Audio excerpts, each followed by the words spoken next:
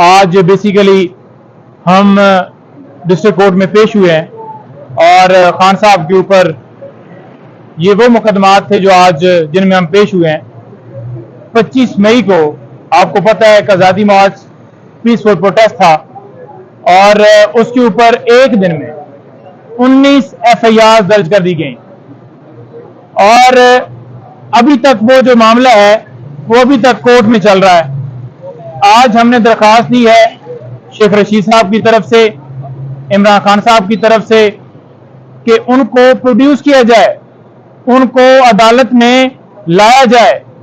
Fair trial जो आइन का आर्टिकल 10A है वो वाज़ेह तौर पर आईने पाकिस्तान जो है वो प्रोटेक्शन देता है, तो उसकी रोशनी में हर शहरी का जो पाकिस्तान का है उसका हक है और वो दिए जाना चाहिए। उसके ऊपर मौजूदा अदालत को हमने ये सदा की कि हमने ये दरखास्तें दीगर कोर्ट्स में भी दी और हुआ क्या, हुआ ये कि उसके ऊपर सुपरिटेंडेंट जेल से जवाब तलब कर लिया गया। तो आज इसमें भी जवाब न तलब किया जाए बल्कि प्रोड्यूस किया जाए। मौजूदा अदालत को यह बताया कि ये इस वजह से प्रोड्यूस नहीं कर रहे और आगे से सिक्योरिटी का बहाना बनाया जाएगा सुपरिटेंडेंट की तरफ से, क्योंकि ये खान साहब की तस्वीर से भी डरते हैं, ये खान साहब की वीडियो से भी डरते हैं कि वो अगर पेश होंगे तो वो फिर काबू नहीं हो पाएंगे। तो इस खतरे की वजह से कभी जो है वो कोई बहाना बनाया जाता है कि ऑफिशियल सीक्रेट एक्ट के तहत कार्रवाई की जा रही है और कभी ये कहा जाता है कि सिक्योरिटी के खदशात हैं। और हालांकि जब हम कह रहे थे कि डिस्ट्रिक्ट कोर्ट में पेश नहीं हो सकते, उस वक्त जो है वारंट निकाले जाते थे कि उनको पेश किया जाए। और आपको पता है कि 26 घंटे ऑपरेशन जो है उन वारंट्स की वजह से जमान पार्क के अंदर हुआ और कितना नुकसान हुआ, लोग जो है उसके अंदर शहीद हुए, क्या क्या हुआ। दूसरे नंबर पर आज बुशरा बीबी के खिलाफ एक जो मुकदमा जो है दर्ज किया गया था, कंप्लेंट फाइल की गई थी इस्लामाबाद में डिस्ट्रिक्ट कोर्ट में, उसकी समाअत थी। उसमें हमने जो है वो आज आर्गूमेंट्स के लिए भरपूर पुश करने की कोशिश की कि हम बिल्कुल तैयार हैं, लेकिन सरकार की तरफ से आज ये कहा गया कि पहले जो है ये करें या हमें थोड़ा टाइम दिया जाए जी, और हम फिर तैयार होके आएंगे और फिर जो है वो इसके ऊपर जो है आर्गूमेंट्स करेंगे। लिहाजा वो केस मंडे के लिए एडजर्न हुआ है।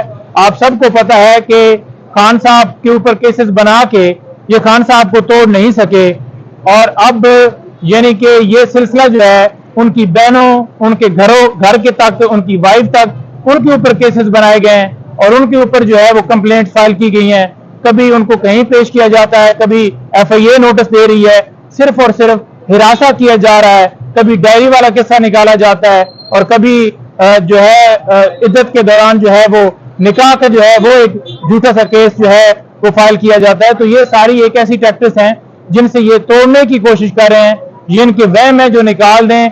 किसी तरह से ना खान साहब को, उनकी फैमिली को, किसी बंदे को ये तोड़ नहीं सकते। और उनके जो खान साहब को जो सपोर्ट करता है, पूरा पाकिस्तान जो है उनके साथ खड़ा है, किसी एक बंदे को ये तोड़ नहीं सकते। फिजिकली तौर पर किसी को अगवा करके जबरदस्ती प्रेस कॉन्फ्रेंस जरूर करवाई जा रही है और करवाई जाती हैं, लेकिन वो जो मेंटली तौर पर एक राज जो है खान साहब का, वो पाकिस्तान अवाम के दिलों पर राज करते हैं और वो किसी तरह से ये राज खत्म नहीं कर सकते। उसके साथ साथ आपको ये सदा कर दूं कि हमारी मुख्तलिफ दरखास्तें हाई कोर्ट में पेंडिंग हैं। हम ये मुतालबा करते हैं, सदा करते हैं कि वहां पर दरखास्तें तमाम जो है वो फिक्स होनी चाहिए। वो कौन कौन सी दरखास्तें हैं वो आपके सामने रखना चाहूंगा। एक, हमने क्वेश्चन फाइल की है साइफर केस के अंदर जिसके ऊपर भी फैसला नहीं हो रहा, और हमने बेल फाइल की है साइफर केस के अंदर, उसके ऊपर फैसला नहीं हो रहा। उसके साथ साथ हमने तोशाखाना जो केस है जो जिसमें सजा हुई है खान साहब को, उस सजा की अपील पेंडिंग है, वो फिक्स होनी चाहिए और उसके ऊपर फैसला होना चाहिए। उसके साथ साथ जो मेंटेनेबिलिटी के ऊपर और जुरिसडिक्शन के ऊपर जो नीचे डिसीजन आया था उसको चैलेंज किया गया था, वो अभी तक पेंडिंग है। खान साहब की प्रोटेक्शन हमने मांगी है कि किसी मुकदमे में गिरफ्तार न किया जाए, वो भी पेंडिंग है।